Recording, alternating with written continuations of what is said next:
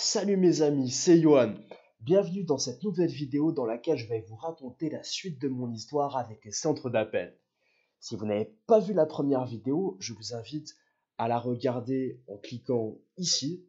Et si vous n'êtes toujours pas abonné à la chaîne, faites-le en cliquant sur le bouton là en dessous de la vidéo. Dans ma première vidéo, je vous ai raconté le début de mon parcours dans les centres d'appel. À la fin de cette vidéo, je vous ai parlé de mon départ du premier centre d'appel dans lequel j'ai travaillé pour un autre centre d'appel plus proche de chez moi.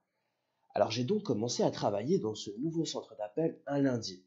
C'était un tout petit centre d'appel situé dans un appartement à Doha. Comme dans le précédent centre d'appel, on travaillait sur de la prise de rendez-vous pour des commerciaux, pour les commerciaux d'une société spécialisée dans les travaux de charpente. Le centre d'appel vendait ses rendez-vous à un autre centre d'appel qui sous-traitait chez eux une partie de leur activité. Les patrons étaient deux jeunes très sympas qui essayaient avec de petits moyens de monter et développer leur propre activité. À cette époque, j'ai appris à développer des sites web en passant mes week-ends sur des tutoriels. J'avais 22 ans et vraiment aucune expérience dans l'entrepreneuriat. J'ai posé sur Avito une annonce dans laquelle je proposais de créer des sites web et assez rapidement un monsieur m'a appelé. La chance du débutant, comme on dit. Il avait une ferme d'oliviers et il avait besoin d'un site pour faire la promotion de son huile d'olive. J'ai monté le site, le monsieur m'a payé 3000 dirhams. À l'époque, j'étais content. Et ensuite, j'ai été appelé par son frère qui avait un riad et qui voulait que je fasse la refonte de son site. J'ai commencé à travailler et arrivé un moment, je me suis retrouvé bloqué avec un bug que je n'arrivais pas à résoudre. La date de la deadline approchait et je restais bloqué sur ce bug. Alors une fille m'a contacté, elle était développeuse, elle avait vu mon annonce sur Avito et me demandait si j'avais besoin d'aide. Je lui ai expliqué la situation et je lui ai proposé de faire 50-50 avec elle si elle m'aidait à résoudre ce bug. Le jour de la deadline est arrivé, j'avais rendez-vous avec le client dans son riad, le jour de la deadline. Et je n'avais pas d'ordinateur portable et pas de quoi en acheter un. Avec un tout petit peu de recul, la meilleure chose à faire aurait été de demander au client que la rencontre se passe chez moi. Bref, la développeuse m'a dit que ce n'était pas grave. Elle m'a dit, moi j'ai un ordinateur portable, si tu veux, on va le voir ensemble, ah, pas de souci. Alors on s'est rencontrés tous les trois dans le riad, on lui a présenté le site, il nous a demandé de faire différentes corrections et il m'a donné la moitié du montant qu'il me devait en liquide. Je crois qu'il y avait 2500 dirhams, quelque chose de cet ordre-là. Et en sortant, j'ai donné la moitié à la développeuse qui m'a dit qu'elle voulait 70% parce que apparemment elle avait fait le plus gros du travail. Moi, je lui ai donné la moitié, comme convenu, pas plus. Et ensuite, il s'est passé ce qui devait se passer. Elle a repris contact directement avec le client et ils m'ont sorti du projet. Ça, c'était au mois d'octobre. Pendant les semaines qui ont suivi, j'ai développé un site web pour faire la promotion de mon activité. J'ai designé et imprimé des cartes de visite. Je me rappelle, j'avais même fait un petit logo avec un YF entrelacé comme Johan Farah. Bref, bon, j'ai fait plein d'actions qui n'apportaient pas réellement de valeur à mon projet et qui me permettaient de procrastiner. À l'époque, j'étais très timide et je n'avais pas le courage de sortir rencontrer des sociétés à qui proposer mes services.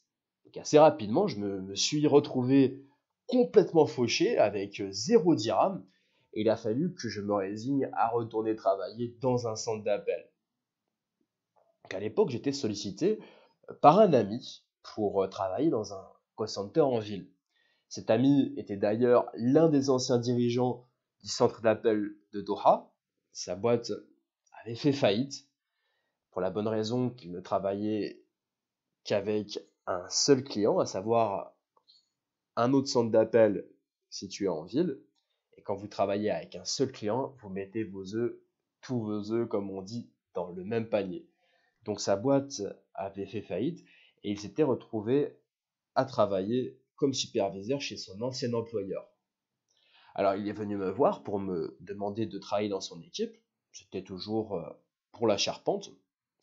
J'ai accepté à condition de ne travailler que le matin, de manière à avoir mes après-midi pour continuer à développer mes compétences en développement web. Avec ce job, j'allais pouvoir m'acheter un PC portable et avoir un petit peu d'argent pour le quotidien. Enfin, ça, c'était mon calcul. Le salaire était de 3000 dirhams. Avec un salaire aussi minable, tu ne peux ni assurer ton quotidien, ni encore moins t'acheter un ordinateur ou quoi que ce soit d'ailleurs. Alors le premier jour que j'ai passé à travailler, le premier jour, j'ai passé la matinée à travailler, j'ai dû prendre 2 rendez-vous, et à 13h, j'ai demandé à partir. On m'a dit que les premiers jours, il allait falloir pousser un petit peu jusqu'en fin de journée. Alors j'ai continué les appels, on a travaillé de 9h le matin jusqu'à 21h30 le soir, 12h30 de travail avec un salaire de 3000 dirhams. Quand je parle de 12h30 de travail, 12h30 de casque, ce n'est pas 12h30 de travail dans n'importe quel autre métier. Ça a été vraiment très difficile. Heureusement, au bout de quelques jours, j'ai expliqué que je n'allais pas rester dans ces conditions-là. Et alors, comme convenu, j'ai commencé à ne venir que le matin. Je venais à 9h, je prenais mes 4 rendez-vous et je repartais à 13h. C'était cool. Comme je vous ai dit, si je travaillais là-bas, c'était pour acheter un PC portable. J'avais absolument besoin d'un ordinateur portable pour présenter à mes prospects mes travaux et les convaincre de travailler avec moi. Et malheureusement, comme je vous ai dit, le salaire que j'avais ne me permettait et ne me permettrait certainement pas de me l'acheter. Dans le centre d'appel, je connaissais pas mal de monde, en particulier 2 mecs. Il y en a un qui habitait à côté de chez moi, à Masera, il s'appelait Karim, et l'autre à Azli. Pour les gens qui connaissent Marrakech, il s'appelait Amin. Un soir, Karim m'appelle, il était tout content, et il me dit: je suis avec Toufik. Tu connais Toufik, le superviseur de mon équipe. Il a un bon plan. Il est parti travailler dans un autre centre d'appel, et là-bas, avec les primes, tu peux gagner 10 000, 15 000 dirhams par mois. Ensuite, il me passe le mec, le Toufik. Toufik me dit: Johan, si tu veux travailler avec nous, tu es le bienvenu. Tu sais, avec tes compétences, tu peux gagner facilement 16 000 dirhams par mois. Bon, moi, ça ne me paraissait pas possible, mais je me suis dit: regarde, ton objectif aujourd'hui, c'est d'acheter un ordinateur portable et d'avoir un petit peu d'argent de côté pour tourner le temps que tu gagnes ton premier client. Donc samedi soir, on s'est retrouvés tous les trois dans un pub, moi et mes 2 collègues, et le Toufik. Donc Amine est venu me chercher en bas de chez moi avec une 103 SP, et on est parti à Guéliz, en ville. Là-bas, on a retrouvé Karim et Toufik. Alors Toufik, c'était tout un personnage. Il portait toujours un petit costard, avec un manteau 3/4, des lunettes de soleil.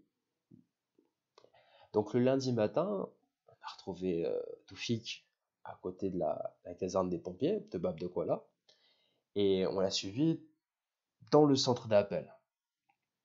Alors le centre d'appel se trouvait au rez-de-chaussée d'un vieil immeuble, et la première chose à laquelle j'ai fait attention en arrivant, c'est que d'un côté de la porte d'entrée était garé un Hummer, à savoir le Hummer du patron, et de l'autre, une vingtaine ou une trentaine de mobylettes épaves qui appartenaient aux salariés. Alors en rentrant, comme je vous ai dit, en rentrant, j'ai trouvé une quarantaine de jeunes dans une salle. Il y avait des Marocains et des Subsahariens. Et il y avait une baie vitrée qui donnait sur une petite cour dans laquelle il y avait un petit groupe de Français et de trois Kélémini qui fumaient leur clope. Ah, j'ai tout de suite pas aimé l'endroit. Bon, je vous raconterai la suite de mon histoire dans la prochaine vidéo. Les amis, j'ai eu 26 ans dimanche dernier. Et c'est fou comment le temps passe vite. Et dans quelques jours, nous serons en 2019. Il peut se passer beaucoup de choses en une année. Pour ma part, je me suis mis à mon propre compte, ce qui m'a permis de multiplier par 4 mes revenus et de libérer énormément de temps que je consacre à des activités beaucoup plus intéressantes, comme cette chaîne YouTube notamment. Et tu sais, si tu travailles dans un centre d'appel, je t'ai préparé un guide gratuit dans lequel je t'explique concrètement comment te mettre à ton propre compte et te libérer définitivement du salariat. Alors tu as juste besoin de cliquer sur le lien en dessous de la vidéo.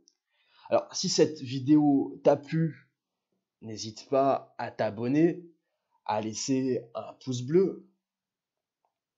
Maintenant, si tu as des amis qui travaillent dans des centres d'appel, n'hésite pas à leur faire partager cette vidéo.